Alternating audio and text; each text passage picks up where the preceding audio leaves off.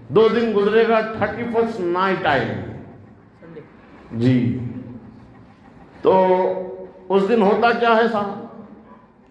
میں آپ لوگوں سے خطاب کر رہا ہوں، اس کا مطلب یہ نہیں کہ آپ اس دن ان کاموں میں ملوث ہوتے ہیں. کبھی کبھی حاضرین کے سامنے غائبین سے خطاب ہوتا ہے. میں آپ کے تعلق سے حسن ظن رکھتا ہوں. میری مسجد میں آنے والے ہر مصلی الحمدللہ خوف خدا دل میں رکھتا ہے. الحمدللہ، یہ میرا یقین ہے، یہ میرا گمان ہے. اس کو سچا ثابت کرنا آپ کی ذمہ داری ہے.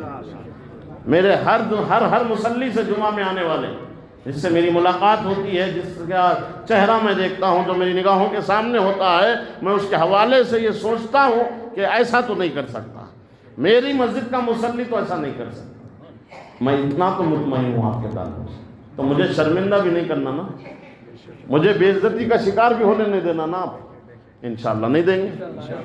تو کہنا مقصد یہ ہے کہ آنے والی نائٹ 31 نائٹ وہ کس لیے آتی ہے؟ سال کا اختتام، نئے سال کا آغاز، 2024 کی تیاری.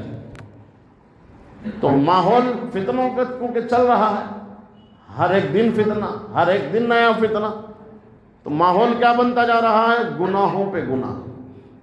جبکہ معلوم ہے جہنم سے ڈرنا ہے اور خود کو بھی بچانا ہے، اپنے اہل خانہ کو بھی بچانا ہے، اور جنت کا راستہ اختیار کرنا ہے. لیکن لوگ جان بوجھ کے اس 31 نائٹ میں غیروں کے کلچر کو اپنا کر جہنمی بننے کی پوری کوشش کرتے ہیں. وہ دن آنے سے پہلے اس دن کی تیاری کرتے ہیں. سننے اور جاننے کے مطابق میں آپ سے کہہ رہا ہوں، لوگ لاڈج بھی بک کراتے ہیں معاذ اللہ.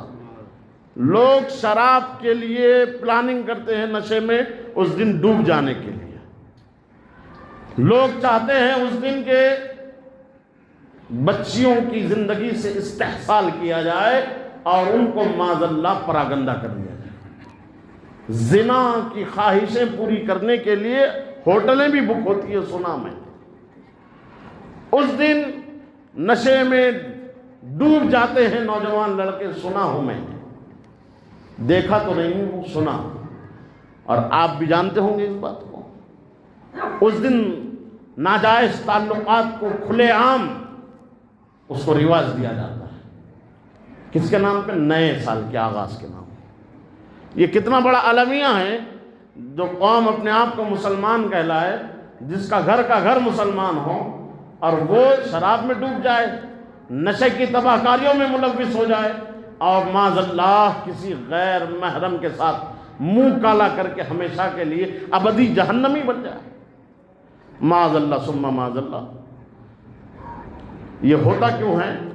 تعلیم و تربیت صحیح نہیں ہونے کے حوالے سے، صحیح نہ ہونے کی وجہ سے. باپ کو زندگی بھر کمانے سے فرصت نہ ملی، وہ تربیت کیا کرے؟ ماں ہی جب بچی کا ساتھ دیتی ہے، جوان ہو جاتی ہے بچی، تو ماں اور بیٹی جو ہے وہ دوستانہ تعلقات قائم کر لیتی ہے، اور بچی ماں سے ہر بات شیئر کرتی ہے، اور ماں بھی برابر بچی کا ساتھ دیتی ہے. پھر تباہ کاری گھروں میں داخل نہیں ہوگی تو کیا ہوگا؟ بچیوں کو ہم ان کے فیوچر کو بہتر بنانے کے لیے ڈاکٹر بھی بنانا چاہتے ہیں، انجینئر بنانا چاہتے ہیں، اور پتہ نہیں کون کون سی ڈگریاں آپ دلانے لگے ہیں. بچی جوان ہو رہی ہے 14 سال کی عمر میں، شادی آپ کر رہے ہیں 30 سال کی عمر میں. بالغ ہونے سے لے کے اب تک کی زندگی کیسے گزری اس کی؟ بظاہر باپ کی نظروں سے دور، بظاہر ماں کی نظروں سے دور. آپ سمجھتے ہیں بچی کالج جا رہی ہے پڑھنے، اور وہ جاتی ہے معاذ اللہ غیروں کے ساتھ رشتے قائم کرنے. آپ یہاں مطمئن ہیں باپ قرضوں میں ڈوب کر بچی کو پڑھا رہا ہے تاکہ میری بچی کل کے دن معاشرے میں سر اٹھا کے جی سکے. اس کا شوہر اگر ظالم بھی نکلا تو خود پیروں پہ کھڑی ہو کر کام کاج کرنے کے قابل ہو جائے. باپ کے برہم کو توڑ رہی ہے آج کی نوجوان بیٹیاں، جا رہی ہے غیر لوگوں سے تعلقات کرنے، جبکہ شریعت حکم کیا دیتی ہے ہماری؟ سگے دیور سے بھی پردہ، جیٹ سے بھی پردہ کرنے کا حکم ہے، بھتیجے بھانجے سے پردے کا حکم ہے. جس سے نکاح جائز ہے اس سے پردہ کرنا فرض ہے، فرض۔ کون کر رہا ہے آج پردہ؟